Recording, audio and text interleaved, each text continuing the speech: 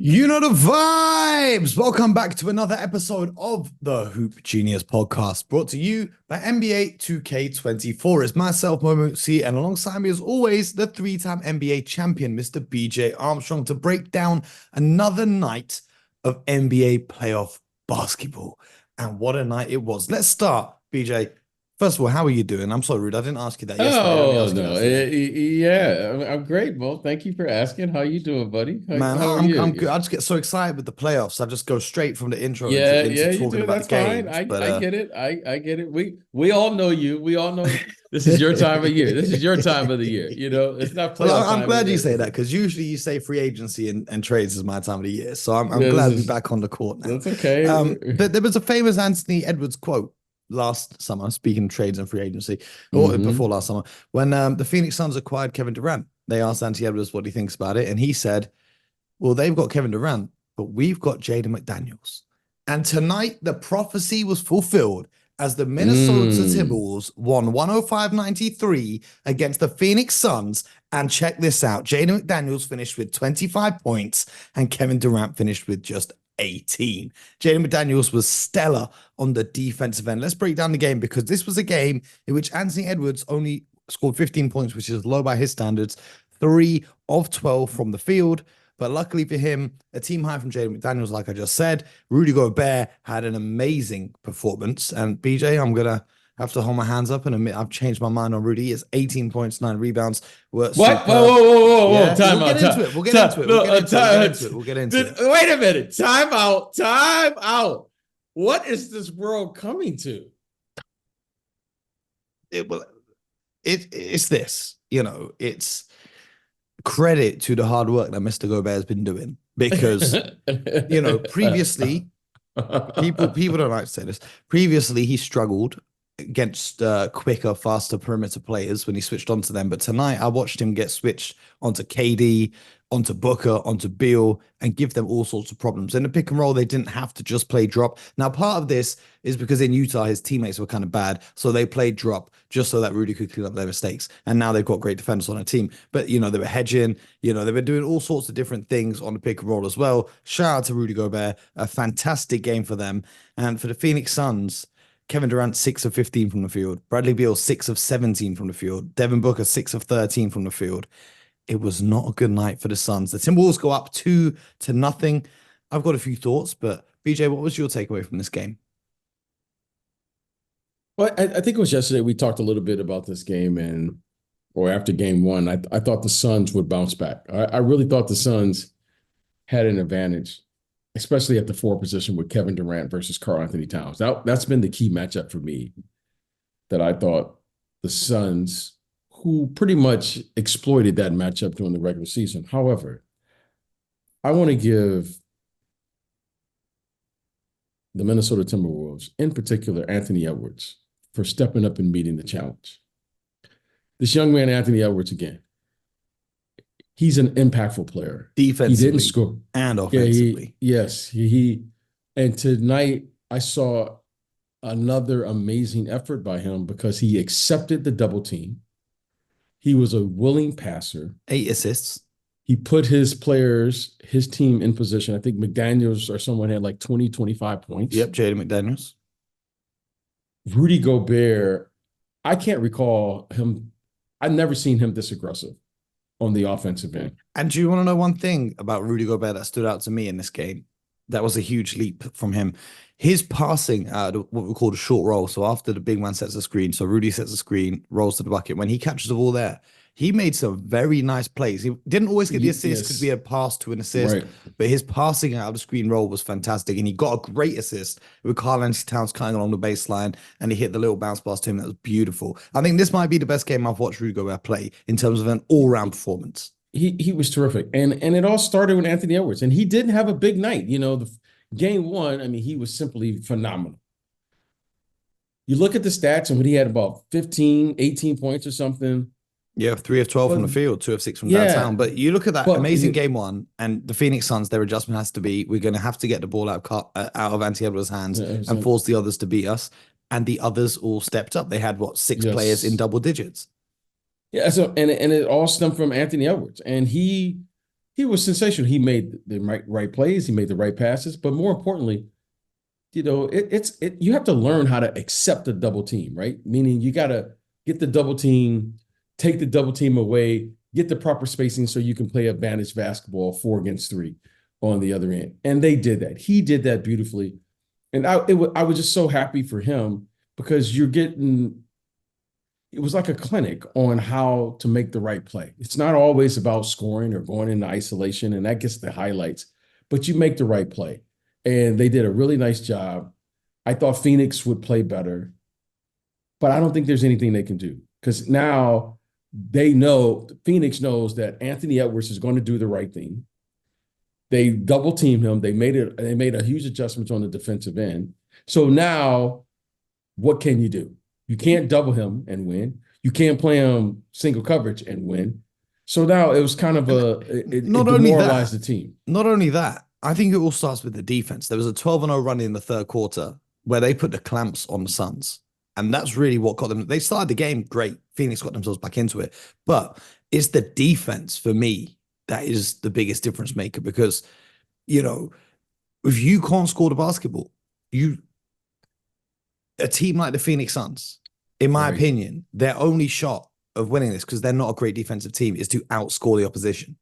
And if you're not getting that production from your star players, it's just impossible. This game, to me, reminded me a lot of the Celtics-Brooklyn series when they had Kyrie, KD, those guys, and the Celtics swept them because the defense the Celtics played was simply sensational. The schemes that they ran in that series to sweep them in the first round. And that's how I'm looking at this series now, because even though the series is shifting back to Phoenix and they're playing at home with the home cooking and all that stuff, I just don't see, first of all, the biggest thing for me is Phoenix just looked lethargic out there. I said earlier, the Timberwolves play with a level of energy and a level of intensity that Phoenix just can't get to that gear. Now, Yusuf Nurkic, to his credit, tries to do a good job on the boards and, eliminate disparity that they had in the previous matchup.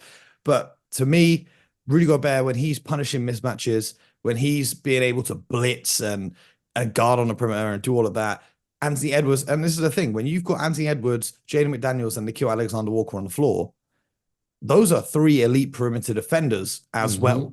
So it's like, it doesn't matter who's guarding who and what the matchups are. Those 3 guys are going to be pesky defenders. They can pick up in the backcourt. They can lock guys up on the perimeter. I'm looking at this, and I think I said Timberwolves in 7, right? I'm thinking it could be over a whole lot earlier. Do you see any way Phoenix get back into the series other than winning one game off really high percentage shot making? Look, out of respect to Kevin Durant, because Kevin Durant and Devin Booker, they're terrific offensive players. So I'm going to say both that they're going to get 1 there. If they're going to get a game, they're going to get game 3. Okay. I don't think they want to go back. If they lose game 3, I don't think they want to go back to those boys don't look like they want to play. And I said when the Celtics played the Nets with KD on them, I said out of respect, I'll give it Celtics in 5, and it ended up being Celtics in 4. I'm looking at like this. The Timberwolves could pull the brooms out here. Yeah, it could be. It could be. But again, out of respect, because listen, those are 2 elite players. You're talking about those 2, Devin Booker, and they're going to be better at home. You would anticipate. However, I got to give Minnesota credit. I got to give Karl Anthony Towns credit. Karl Anthony Towns is really taking on. He's playing his role. As you know, Mo, the formula. You hear me say this all the time. The star player has to, be a star. He's got to play his role. But these role players, in particular, Karl Anthony Towns is playing his role great right now. And he has been a star before. So for him to accept that they don't need him to get 30, 40 points in the game. No, they don't need him to get up. He only took 7 shots tonight. Yeah, and great him players buying have into to the be team, great. Yeah. Him buying into the team and accepting that's not what a lot of star players in the NBA would do. Well, when you're playing with Anthony Edwards, I don't think there's really a choice. Great players have to be great, and role players we have to play. We saw Cat get 60, 70 in a game earlier this season. And they lost, by the way. Okay. Hey, I'm the one who's supposed to say 70 points don't count in the loss. Yeah, that's what I'm saying. And they lost. Okay. So again, I want to give him credit because he's playing the right way. And this is the type of effort that you need. You find ways to win. Karl Anthony Towns has, I like the fact when you play the game to win the game. And Karl Anthony Towns, yeah, he can score 20 and he can get 25, but that doesn't necessarily translate to winning. Tonight, and since he came back from his injury, give him credit. Mo, I don't think he played like the last 2 or 3 games Yep. for the regular season. He's come back and he's accepted his role. And that is great to see. And the team has benefited. Now, what's going on with Slow-Mo? Did he Well, get he picked hurt? up an injury in game one. He left in the That's second what I quarter thought. with a Yeah. hip injury, and Okay, we so the didn't hip. see him Okay. tonight. And Okay. what's concerning for the Suns, number one, is this is a game where Anthony Edwards shot 25%. The Timberwolves as a team shot 28% from three, and they still managed to find a way to win. But the bigger concern now is Phoenix is a team notorious for being a mid-range dominant team and not being elite from three. Their best three-point shooter, Grayson Allen, left this game with a tweak in his ankle, Yeah, hopefully and he's he did back. not return. So if I he doesn't know. return, then that's dark times for Phoenix Yes, because they yes. desperately need his three-point shooting out there. That's Um, great. but let's keep it moving to Okay. the first team to win on the road in the playoffs, the Indiana Okay. Pacers, who went into Milwaukee and won game two, No. 125-108 to tie up the series at one game apiece. Pascal Siakam, another 30 plus point performance, 37 points to go along with 11 rebounds and 6 assists. Miles Turner, absolutely huge, 22 points, 6 assists, and 7 rebounds. And Andrew Nemhard, 20 points. Tyrese Halliburton, again, a low scoring performance by what we saw in the regular season, only 12 points. Mm-hmm. But a fantastic win for the Pacers to steal one on the road, and now they head back home. I love Tyrese Halliburton in the post game talking his stuff where he said, "We've had regular season games in Indiana that had a better atmosphere than a playoff game in Milwaukee." For Right. Milwaukee, Dame Lillard, 34 points, another big night for Dame. Middleton, only 15. You're really looking at Middleton to step up without Giannis being there. Brook Lopez did his part, 6 or 7 from behind the arc, 22 points, but not much scoring coming off their bench. What were your takeaways from this game? Well, the one thing, Mo, that I was looking in game one, I was really surprised with was, especially with the age of the Indiana Pacers, I expected them to come out with energy. Now, sometimes that energy is, you don't know where that energy is going to go. Sometimes they'll have nervous energy. Sometimes you'll play too fast when you're nervous. This is a new group. They have some good young players, but they came out so lethargic in game one. Well, I didn't know what to expect. Like, what is They were going just on? nervous. It was their first ever playoff game for like Yeah, 90% of the yeah, I don't roster. I know. think that's what Okay. it was.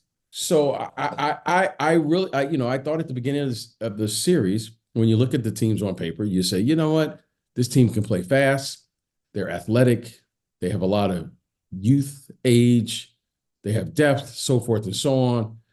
And tonight they did that. I mean, Mo, they came out and played like the younger team. They came out and played like they had the fresher legs. They really took control of the pace of the game. And you could see speed and quickness really is a problem for the Milwaukee Bucks. Now, if it's one thing that has been consistent with this team, is that they play the game at their pace. So give Indiana and the coaches and give these players credit for doing that. I thought they played well. Now they're going home. They should be feeling good about themselves. And I think they have a real opportunity here, Mo, to be very competitive and possibly win this series. I mean, It, the Milwaukee Bucks they have been bothered all year by teams with this level of athleticism. So I think this is a good matchup for the Pacers. Let's see what they do when they go home. And maybe they'll have an opportunity to go up 3-1 in this series. so here's where it turned around for the Indiana Pacers. And what I loved seeing in game two is they were pressing full four. They were picking up. Let me start again. Here's where it turned around for the Indiana Pacers. They were picking up full court, going 94 feet with the defense, really pressuring Mm-hmm. Dame and making his life difficult to even get the ball on the catch. Anytime he was on the court, they were all over him. And what Rick Carlisle did, which I thought was interesting, is even in the fourth quarter to start it, he went with a lineup which had a lot of bench players in when the Milwaukee Bucks had their starters in, which was used to tire them out because that Mm-hmm. defensive pressure, they were being so aggressive on their coverages. Although Dame finished with 34 points, you could see that coverage was taking a toll and having an impact and not allowing Milwaukee to get those opportunities that they got in game one. Now, here's something. Dame time, the fourth quarter, it's not really been Dame time, even though they won the first game. Between the two games combined, Dame has scored in the first half 61 points, made 12 threes, shooting 58% from the field and 57% from three. In the second half of game one and game two combined, he's only scored 8 points, zero threes, 21% from the field, and Mm, 0% from three. Now, mm. do you chalk that up to the Pacers' youth and speed wearing him down over the course of the game? Or do you see anything else in Dame Lillard right now that's causing him to have kind of, I understand in game one they were up big, so he didn't need to score the ball as much in the fourth quarter, but tonight they needed him only 8 points. Considering he had 23 points in the first 20 minutes, you would have expected him to have a bigger second half. Well, Dame has really struggled to find really his role as he's really like a hybrid guard. He's not a traditional guard from the standpoint. He's not a traditional point guard. He's not a traditional two guard. He's some type of hybrid. He's a combo guard in today's standards. And with this Milwaukee Bucks team, he hasn't really found his rhythm in Damian Lillard by Damian Lillard standards. I mean, he's shown glimpses here and there offensively, like he did in game one, but he can't sustain it because of the following. He's probably their best ball handler with this starting group. He's probably their best shooter with this group. We're expecting him to play screen role with this group, and he's having a lot of responsibility. And Damian Lillard is a scorer. It's kind of like, when you talk about Steph Curry, there's nothing traditional about the way he plays. He's kind of some type of combo guard that goes out there and does a little bit of everything. So give Rick Carlisle credit for saying, we're going to force him to play faster than he wants to play. We're going to force him to play a way that he probably is not comfortable, that he can't do for 48 minutes. And they just kept the pace going at a place because, I mean, this isn't like an athletic team talking about the Milwaukee Bucks. They're not like a young athletic group, Middleton, Brooke Lopez, and these guys, I mean, they're terrific players in their own right. However, playing like that when the other team extends their defense, that's going to bother them. So, I think I see this being a problem, but I've said this. I don't know how this team is going to respond when they go back home. I don't know what they're going to do. Again, they didn't get any, talking about Milwaukee. They didn't get any double digit scoring off their bench again. They're playing with Beasley and Jay Crowder and Pat Connaughton and these guys, but they're not bringing a new energy to the game. They're just kind of like all fitting into the same. And then there's no Giannis, which is the major problem here. So we'll see what happens. I don't know if Giannis is coming back or what have you, but Dame had like 30 something points again 34, tonight. yep. Yeah, he had 30 something points. But Pat Bev, I mean, I just puts pressure. I mean, I know what Pat Bev does, but he's a starter. I know why he's starting. I get it. But you got to score double figures or so to maintain the balance of what you're going to bring on one end of the floor. Yeah, 1 of 5 from the field tonight, only 5 points. Yeah, that's what I'm saying. Malik Beasley off the bench wasn't much help. He only played 10 minutes and scored 4 points. Yeah, that's what I'm saying. So I just think it's just putting a lot of pressure on Dame. He's playing 39, 40 minutes or what have you. But I just think youth will be served if they continue to play with this type of energy. I don't think there's anything that Milwaukee can do other than they have to shoot an exceptional. I mean, they were exceptional in game one, especially in the first half. And I don't know if that's sustainable over a series. Yeah, and the one thing we talked about in the regular season with the Pacers that you saw tonight is their pace of play, even when Milwaukee scored, the speed at which they inbound the basketball and fly down the court before the defense can fully get set up as well. That's something that's been a staple for them, and you saw that on full display tonight. But there was another team, BJ, that won on the road. Oh, We've got a series here. Dallas Mavericks, 96-93 against the LA Clippers. And Luka Doncic doing what he does, 32 points. Kyrie chipped in with 23. PJ Washington had 18. And he got the win there. And Kawhi Leonard made his return tonight with a quiet 15 points. James Harden and Paul George both had 22 apiece. And it was the ball game. What did you see in this one? Well, Mo, as you and I don't call our listeners. I don't call them fans. They're leaders. I mean, our we have the best. These guys are the best. Facts. And I went to game one, and I said this. I don't know if I said it to you off air or maybe on air. It seemed like we talked 20 hours out of the day anyway. I said this was a trap game for the Clippers. Yeah, you said that on the podcast last night when we were doing a Yeah, prediction. I said it was a trap game because the fashion in which they won, it was like it was a feel good game from the beginning to the end. They were Hmm. up big, they played well, they picked on Luka. And by the way, The Luka's defense tonight was sensational. Let's give credit where it's due. Luka Doncic tonight Mo, defensively. I don't know when I said this to you, but I said Luka's either he's going to do it or he's not. I know I said this to you. I was like, it was just obvious what they're doing. Whoever Luka's guarding, let's go at him. Luka couldn't make any shots. It wasn't like they were stopping him. They just didn't make shots. And in And return tonight, the Clippers shot 8 from 30 from downtown, 26%. They had a bad yeah, shooting night, whereas the Mavs shot 42% from behind the arc. and I said Dallas. Look, they're not going to miss. Luka's he's a great player. Great players never have back-to-back bad games. I mean, the guy had a bad game. He had like 31 points or something in game one. So I was like, he's not going to have another back. He's not going to play bad. He's not going to play like that ever again in this series. He's too good of a player. And lo and behold, here we are. And now the series is tied. I think this is a bad loss for the Clippers.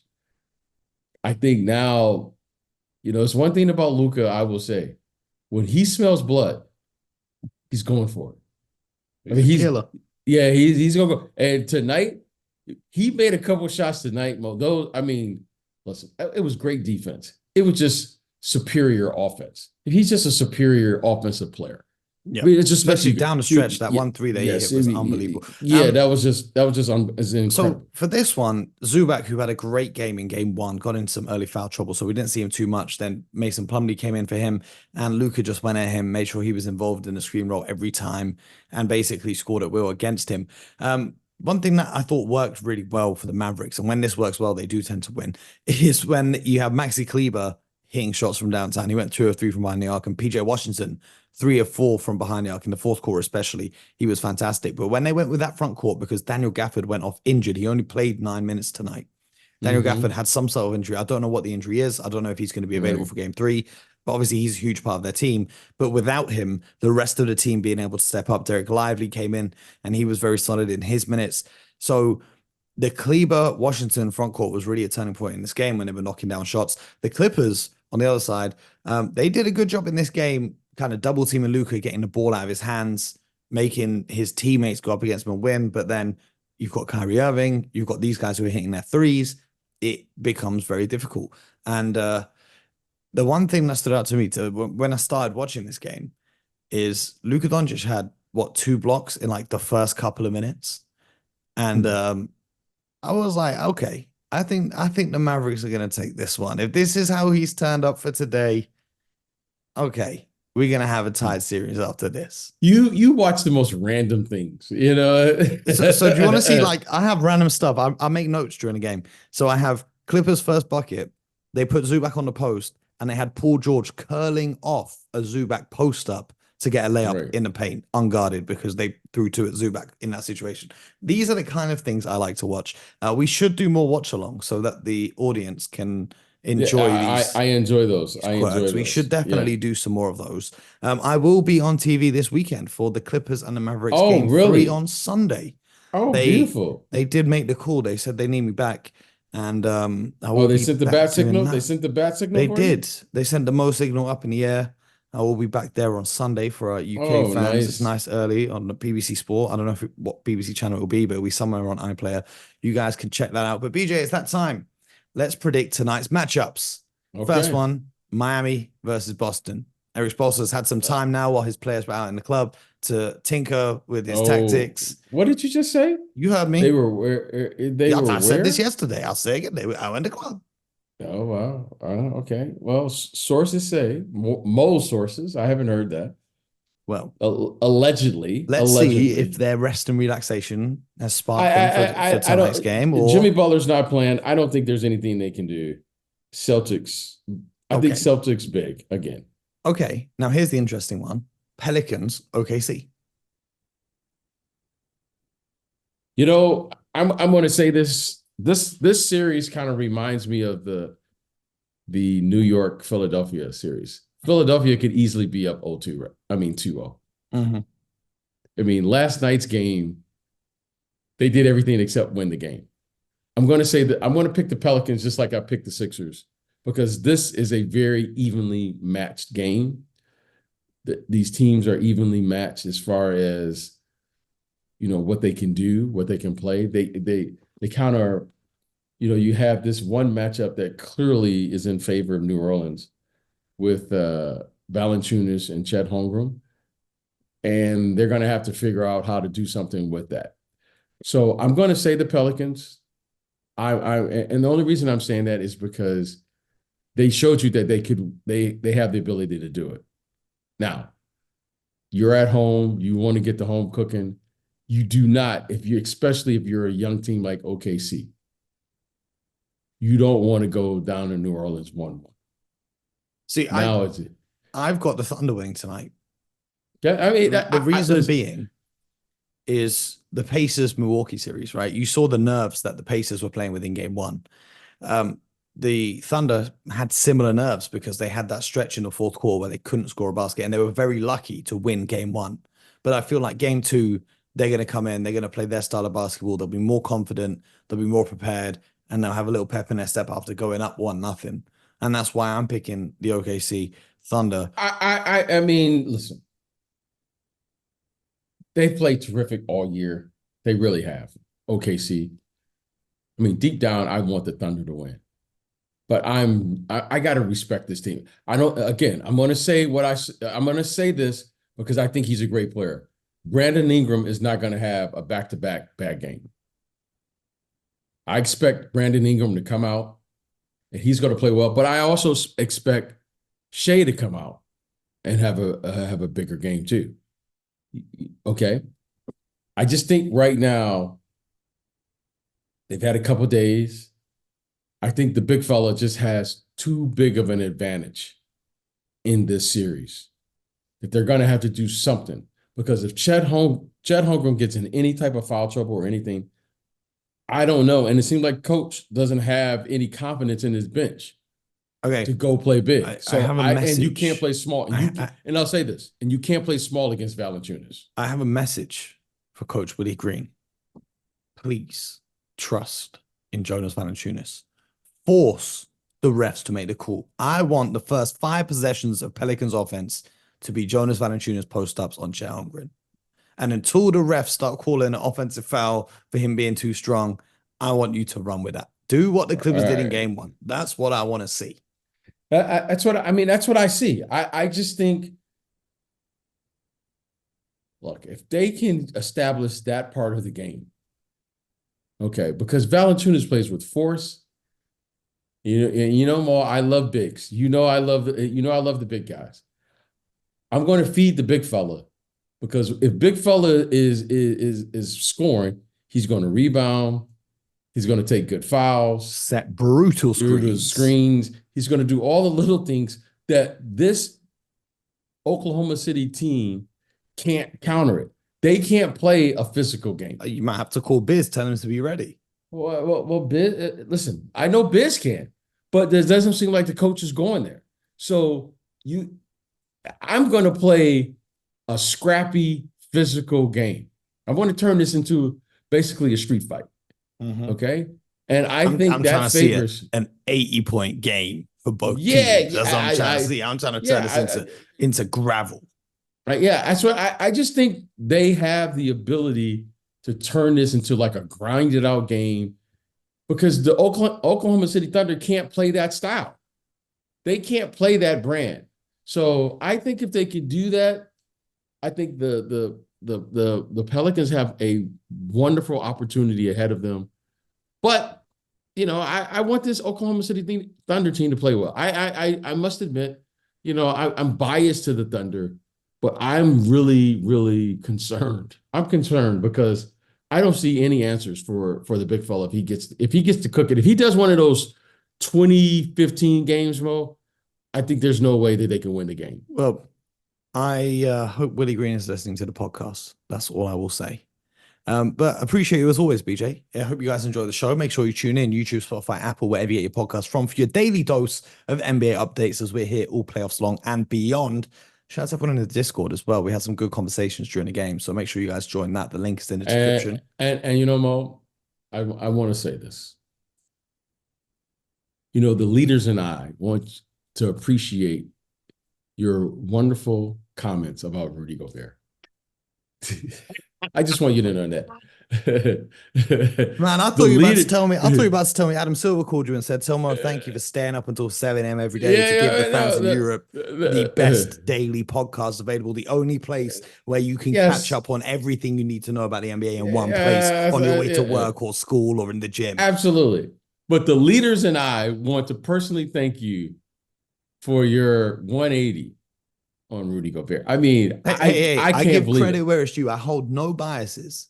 I give credit where it's due. All I do is I call the game like I see it. And I've been saying this about Rudy Gobert all season long. We've just never really got into it on the podcast. That he has made a remarkable improvement on his defense. That's a win. That's a win. Because you know what? Rudy is Defensive Player of the Year. And Mo acknowledged it. And I all we need now is a Paul George game winner in the playoffs, and then we'll be nice. We're going full 180 on everyone. And ladies and gentlemen, just like that, he goes right back. Hey, you know the vibes. Until next time, my good people, get buckets.